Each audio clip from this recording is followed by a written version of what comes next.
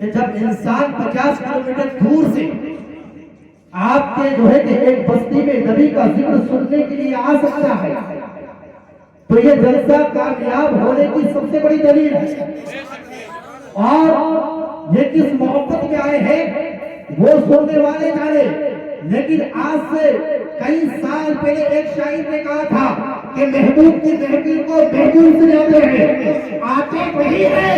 جنہیں میرے سرکار بلاتے ہیں۔ تو آج ابراہیم صاحب سے جو ہے کہ ایک ایسا جلسہ جو ہے کہ آپ کے گاؤں میں رکھوایا ہے، انشاءاللہ تعالی یہ جلسہ آپ کے کسی چودھری محلے میں نہیں ہو رہا۔ اب آپ سوچو گے کہ امام صاحب بات غلط ہے کیونکہ اس محلے کا نام چودھری محلہ ہی ہے، لیکن ابھی محلے میں نہیں ہو رہا ہے تو میں اپنے باپ کی کتاب سے نہیں بتا رہا ہوں، بلکہ علماء کرام سبیل احترام بزرگان دوستوں بھی بزرگان دین فرماتے ہیں کہ جہاں اللہ اور اس کے رسول کا ذکر ہوتا ہے وہ جگہ ایک میدان ضرور ہوتی ہے، لیکن جب تک اللہ اور اس کے نیک بندوں کا ذکر ہوتا رہتا ہے وہ محفل جنت کی کیاریوں میں سے کیاری بن جاتی ہے۔ نعرہ تکبیر، نعرہ رسالت، جشن شب برات، علماء اہل سنت، نعرہ تکبیر، نعرہ رسالت، سبحان اللہ بہت تو وہ جو ہے کہ جگہ جنت کی کیاریوں میں سے ایک کیاری بن جاتی ہے۔ تو آج یہ روڈ جو ہے یہ تھوڑی دیر کے لیے جنت کی کیاریوں میں سے کیاری بنا ہوا اور جلسہ کرنا اس کو کامیابی کی منزل تک لے جانا یہ بہت بڑی ذمہ داری کا کام ہے، لیکن الحمدللہ جتنے بات دل سے شکر دیکھا جائے کہ اس کے اندر جو ہے کہ انسان کیا کر رہا ہے، کہاں پر ہے، کس طریقے سے وہ کام کر رہا ہے، وہ تمام کا تمام انسان جو ہے کہ دوسرا انسان بڑی آسانی کے ساتھ دیکھ لیتا ہے، لیکن میں کبھی حافظ ابراہیم صاحب کے اسٹیٹس پر غور کر رہا ہوں تو کیا دیکھتا ہوں کہ یہ کبھی جو ہے کہ اپنا کھیل میدان نہیں دکھاتے ہیں، کبھی جو ہے کہ اپنے اندر جو ہے کہ گاؤں کے ماحول کو دیکھتے ہوئے جو ہے کہ کبھی بچے کو جو دین کی تعلیم دے رہا ہے تو وہ ایسی تعلیم ہوا کرتی ہے کہ وہ دنیا میں بھی کامیاب ہے اور آخرت میں بھی کامیاب ہے۔ نعرہ تکبیر، نعرہ اب بچہ کو تعلیم دیتا ہے تو کبھی ہمارا بچہ جو ہے کہ نماز جنازہ پڑھنے کا بھی طریقہ سیکھ رہا ہے اور پڑھانے کا بھی طریقہ سیکھ رہا ہے۔ ابھی جو ہے کہ حافظ الطاف صاحب کی کلاس سے پہلے جو ہے لیکن اسی جنازے کے اندر جب گھر سے جب جنازہ نکلتا ہے تو نکلنے کے بعد جیسے ہی قبرستان کی سرزمین پر پہنچتا ہے اور جیسے ہی امام صاحب کہتے ہیں کہ اب نماز جنازہ جو ہے کہ ان کی نماز جنازہ پڑھی جا رہی ہے، آپ جو ہے کہ سبوں کو درست کر لیجیے، لیکن اسی جماعت میں جو ہے کہ ایک جو ہے کہ گھر سے قافلہ چلا تھا، تمام کا تمام بجٹ تھا، لیکن جیسے ہی قبرستان کی سرزمین پر آتا ہے تو وہ قافلہ دو گروہوں میں بٹ جاتا ہے، ایک امام صاحب کی بات سننے کے لیے رہتا ہے اور دوسرے جو ہے کہ قبر کو جو ہے کہ دیکھنے کے لیے جاتا ہے، اپنی انجینئرنگ دکھاتا ہے کہ قبر کیسے کھودی گئی ہے، قبر کیسے ٹیڑھی ہے، قبر کیسے چھپی ہے۔ اے نوجوانوں میں تم سے پوچھنا چاہتا ہوں کہ جب تمہارے کان میں جب آواز آئی تھی کہ آج خدا کا انتقال ہو گیا ہے تو اس وقت تو چوراہے پر بیٹھ کر جو ہے کہ تم گپے مارتے رہے، ایک دوسرے کی جو ہے کہ برائیاں کرتے رہے، ایک دوسرے کی ہنسی مذاق اڑاتے رہے، اور جب کسی نماز جنازہ کا وقت ہوتا ہے تو اپنے انجینئرنگ کا جو ہے کہ دبدبا دبانے کے لیے، اپنے آپ کو ہوشیار بتانے کے لیے، اپنے آپ کو سماج والا بتانے کے لیے تو تم جو ہے کہ قبر کی کمیاں نکالتے ہو اور جو ہے کہ وہ کمیاں نکالتے ہیں جن کی عمر 60 سال ہو چکی ہے، 45 سال ہو چکی ہے، 25 سال ہو چکی ہے، تو پتہ یہ چلا ہے کہ ان کے زمانے میں جو ہے کہ ہو سکتا ہے کوئی قاری ابراہیم جیسا استاذ نہ ملا ہو تاکہ ان کو نماز جنازہ سکھا سکے، لیکن ایک بھونیشور کے سنی سے عقیدہ چمٹی مسلمانوں ایسا امام آپ نے پا لیا ہے کہ آپ کے بچے نماز جنازہ بھی پڑھ رہے ہیں، سیکھ بھی رہے ہیں، سکھا بھی رہے ہیں، تو پتہ یہ چلا کہ آج کے بعد جو ہے بھونیشور کی سرزمین پر ایسا کوئی بچہ کھڑا نہ ہوگا جو صرف اشارہ کر کے کہہ دے کہ امام صاحب پڑھا دیجیے جنازہ، بلکہ آگے آئے گا کہ ہاں اب وقت کے امام ضرور ہو، لیکن شریعت یہ بتاتی ہے کہ اگر کسی کا انتقال ہو جائے تو اس کا فریضہ یہ بنتا ہے کہ اس کا نماز جنازہ وہ پڑھائے گا وہ اس کا سب سے زیادہ قریب علماء محنت کر رہے ہیں. اس کے بعد ان ائمہ مساجد کو ملتا کیا؟ کچھ باتیں میری کڑوی ضرور ہوگی، لیکن بڑے سے بڑے جو ہے کہ ڈاکٹر یہ بتاتے ہیں کہ جتنی کڑوی دوا ہوتی ہے اتنی ہی جلدی وہ انسان صحیح بھی ہو جاتا ہے. بے شک اس کا اثر جلدی ہوگا. اب جیسے ہی دیکھا کہ ان علماء کرام اتنی محنت کرتے ہیں، دنیا کی کتاب قرآن کے برابر نہیں ہو سکتی ہے،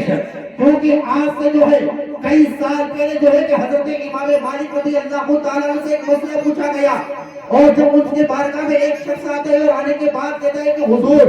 جب میری جوانی کا عالم تھا اور میری عمر تقریباً 80 سال سے کراس کر چکی تھی، اس وقت میری کوئی اولاد نہیں تھی، کہ اللہ تبارک و تعالیٰ نے اپنے فضل و کرم سے جو ہے مجھے ایک بیٹی عطا فرمائی تھی. اب جیسے کہ ایک بیٹی عطا فرمائی ہے تو میرے جیسے کہ بیٹی کی پیدائش کی خوشی میں یہ منت مانگ لی تھی کہ پروردگار عالم اس بیٹی کو اگر تو نے پیدا کیا ہے تو نے جو ہے کہ دنیا میں بھیجا ہے، اب یہ میری اولاد بن کر آئی ہے، اگر اللہ تبارک و تعالیٰ اس بیٹی کو تو زندگی دے گا تو جب یہ شادی کے لائق ہوگی، جب یہ نکاح کے لائق ہوگی تو اس کی جہیز میں جو ہے دنیا کی ہر ایک چیز میں اس انسان کے اٹھا جو ہے کہ تقریباً جو ایک 80 سال کی عمر میں ایک بیٹی پیدا ہوئی ہے، اب اس بیٹی کی جو عمر جب 18 سال کو پہنچ گئی تو اب باپ جو ہے کہ باپ کی عمر جو ہے کہ 100 کے قریب پہنچ جاتی ہے. اب جیسے کہ غریبی کا عالم ہے، مفلسی کا عالم ہے، اور اسی عالم کے اندر جو ہے کہ اب وہ کسی کے دروازے پر جاتا ہے تو آخر کو جو ہے کہ وہ کوئی مجھے قرض دے دے تاکہ میں اپنی بیٹی کے جو ہے کہ دیش میں پوری دنیا کے ہر ایک چیز دے سکوں، لیکن اس نے جو ہے کہ منت مانگ رہی تھی. اب جیسے کہ وہ دنیا والوں کے دروازوں پر جاتا رہا، لیکن دنیا والے اس وقت بھی چالاک ہے اور آج بھی چالاک ہے، کیونکہ اس کا جو ہے کہ بیک گراؤنڈ کو چیک کرتے ہیں کہ آخر اس کے پیچھے کوئی اولاد ہوگی تو وہ ہمارا قرض چکا سکیں گے، اس کے پیچھے کوئی زمین اور جائیداد ہوگی تو وہ ہمارا قرض چکا سکیں گے، لیکن یہ تو زمین سے بھی خالی ہے، اولاد سے بھی خالی ہے. اب کوئی قرض دینے کے لیے اس بندے کو تیار نہیں ہے، لیکن وہی بندہ جب پہنچتا ہے امام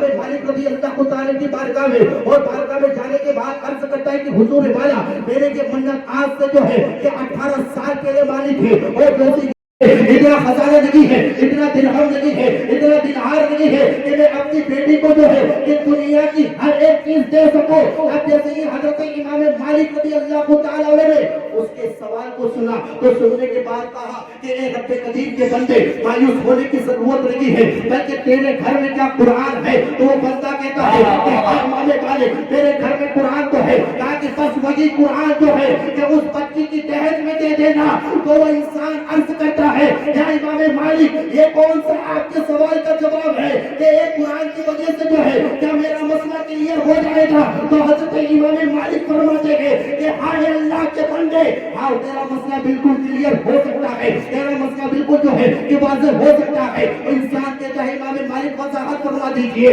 حضرت امام مالک فرماتے ہیں کہ آپ نے یہ منت مانگی تھی کہ دنیا کی ہر ایک چیز دوں گا، لیکن اسی قرآن کریم الفرقان حمید کے اندر جو ہے کہ دنیا کی بھی چیزیں موجود ہیں اور آخرت کی بھی چیز موجود ہے.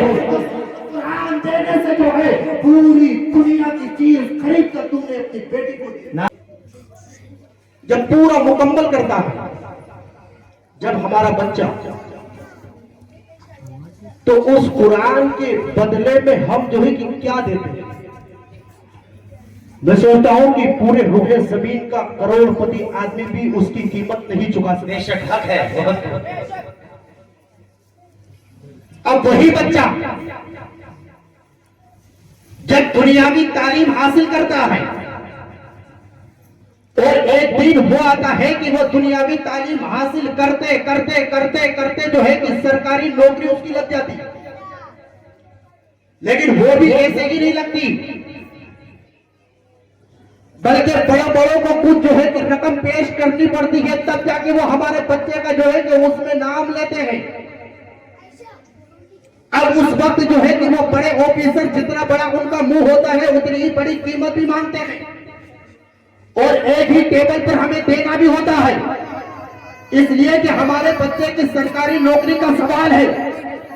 اب جیسے کہ نوکری لگی تو نوکری لگنے کے بعد جو ہے کہ ہم اپنے بچے کی خوشی میں جو ہے محلے والے کی دعوت بھی کر رہے ہیں، اس کے ساتھ میں پڑھنے والے بچوں کی دعوت بھی کر رہے ہیں، یعنی بے شمار جو ہے کہ خرچہ ہم اس میں کر دیتے ہیں، اس خرچے سے میں انکار نہیں کرتا ہوں، لیکن اے مسلمانوں ذرا سوچئے کہ جس نوکری کے چکر میں کہیں پیسے آپ نے جو خرچ کیے ہیں، اب وہ نوکری صرف دنیا تک محدود ہے، وہ تعلیم صرف دنیا تک محدود ہے، لیکن جو ہے کہ امام لوگ جو ہے کہ اپنے قوم کے بچوں کو جو قرآن پڑھا رہے ہیں تو وہ قرآن صرف دنیا تک نہیں ہے، بلکہ آپ زندہ رہو گے تب بھی فائدہ ہے، اور مر جاؤ گے تو آپ کی قبر پر جب آپ کا بیٹا پڑے گا قل هو اللہ احد اللہ الصمد لم یلد ولم یولد ولم یکن له کفوا احد، تو آسمان سے ندا آئے گے کہ اے فرشتوں جب تم بے ادبی تک تو جو ہے کہ میرے جو ہے کہ بندے کو عذاب دیتے رہے، لیکن آج زمین کے اوپر جو ہے کہ اسی بندے کا بیٹا جو ہے کہ میرا نام کا تذکرہ کر رہا ہے،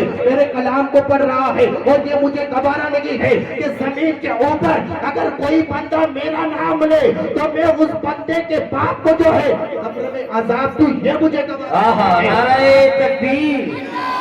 نعرہ رسالت، جشن شب برات، نعرہ تکبیر، سبحان اللہ سبحان اللہ۔ اب جیسے ہی جو عالم ربانی حافظ قرآن قاری قرآن جب بچے کو تعلیم دیتا ہو اور ایسی تعلیم دے رہا ہو کہ وہ تعلیم دنیا میں بھی کام آ رہی ہے اور آخرت میں بھی کام آئے گی، اب اس تعلیم کا جب مکمل ٹائم ہوتا ہے، یعنی جب وہ قاری صاحب پورا قرآن شریف پڑھا دیتے ہیں تو صرف جو ہے کہ 2 کلو مٹھائی پر فاتحہ دے کر امام صاحب کو خوش کر دیتے ہیں، صرف جو ہے کہ 2 کلو مٹھائی بانٹ دی ہے کہ ہاں ہمارے بچہ کا قرآن شریف مکمل ہو چکا ہے، لیکن اس دنیاوی تعلیم کے لیے ہم نے جو ہے کہ کئی ٹرین والوں کو پیسے دے دیے، کئی جو ہے کہ باورچی کو دے دیے، کئی کھانا بنانے والوں کو دے دیے، کئی کھانے کے برتن کو بعد میں اٹھانے والوں کو دے دیے، اتنی بھی رقم ہم اپنے مسجد کے امام کو نہیں دے پاتے۔ ہونا تو یہ چاہیے کہ جب ہمارا بچہ قرآن مکمل کر جائے اور جیسے ہی امام صاحب کی خبر آئے کہ کل آپ کے بچے کا قرآن مکمل ہونے والا ہے تو ایک لفافہ جو ہے کہ ایسا تیار کیا جائے، تقریباً جو ہے کہ آج کے دور سے حساب سے دیکھا جائے تو میں نے ایک مثال پہلے آپ کے سامنے رکھ دی ہے کہ پوری دنیا میں آپ دے دو گے تب بھی قرآن کی قیمت کو نہیں چکا سکتے ہو، لیکن ایک ذریعہ ذہن یہ کہتا ہے کہ کیا 11,000 بھی ہمارے جیب میں نہیں ہوتے ہیں کہ جس بچے نے قرآن سیکھا ہے اس کے اساتذہ سے ہم مسافہ کر لیں، ایک جوڑی کپڑا اس کے لیے لائے، ایک اس کے بیٹے کے لیے لائے، ایک اس کے پریوار کے لیے لائے، کیونکہ تعلیم اس نے وہ دی ہے جو دنیا میں بھی کام ہے اور آخرت میں بھی کام۔ اللہ تبارک و تعالیٰ کو ان 7 آیت میں سے صرف ایک آیت اگر پسند آ گئی اور وہ رب کعبہ کی بارگاہ میں اگر قبول ہو گئی تو وہ ایک آیت ہی جو ہے کہ جنت کا پروانہ بن جائے گی، جنت میں جانے کا ایک ذریعہ بن جائے گا۔ تو جو امام اتنی محنت کرتا ہو کیا اس امام کے اوپر ہم اتنی کم رقم بھی خرچ نہیں کر سکتے؟ جب جمعے کا دن آئے اور جمعے کا دن مسلمانوں کے لیے عید کا، بے شک بے شک، لیکن کچھ نمازی ایسے بھی ہوتے ہیں کہ جمعے کے اینڈ ٹائم پر آئیں گے اور قرآن شریف اللہ فرماتا ہے کہ اے ایمان والو جب تمہارے کان میں جمعے کی اذان کی آواز آئے تو چھوڑ دو اپنے کاروبار اور اللہ کے ذکر میں مشغول ہو جاؤ۔ لیکن ہمارا جو ہے کہ نوجوان، ہمارے بزرگ کچھ لوگ ایسے ہیں کہ اس دوسری جمعے والے اذان کی ثانی اذان کے انتظار کرتے ہیں، بس اس سے پہلے پہنچیں گے تاکہ خطبہ سن لیں اور پھر نکلیں گے سب سے پہلے بھائی جو ہے کہ سلام پڑھو حضور کی بارگاہ میں، اور جب حضور کی بارگاہ میں سلام پڑھو اس کے بعد جیسے ہی آپ نکلو تو اپنے گھر سے جب مسجد میں جاؤ تو زیادہ نہیں، صرف 20 روپے لے کر جائیں، صرف 20 ہی لے کر جاؤ، 10 روپے مسجد کی گلک میں ڈال دو، 10 روپے سے امام صاحب سے مسافہ۔ سبحان اللہ سبحان اللہ۔ کتنے گھر؟ اب میں صرف سوئی کی تعداد لگا رہا ہوں، اگر وہ سوئی لوگ 10 روپے مسجد کی گلک میں ڈالیں گے اور 10 روپے امام صاحب سے مسافہ 1000 रुपए आपकी मस्जिद में भी आ रहे हैं, बेशक 1000 रुपए इमाम साहब को भी जा रहे हैं। तो अब अंदाजा लगाइए आप कि वो 1000 रुपए वो जो है कि इमाम साहब जो है कि 1 हफ्ते का अपना खर्च उठाएंगे, और आप इस नजरिए से दोगे तब भी काबिल कबूल होगा कि ये 10 रुपए जो दे रहा हूं मैं अपने वालिदैन के इसाले सवाब के लिए दे रहा हूं। क्योंकि जब वो 10 रुपया खर्च करेगा तो वो कोई आम चीज में खर्च नहीं करेगा,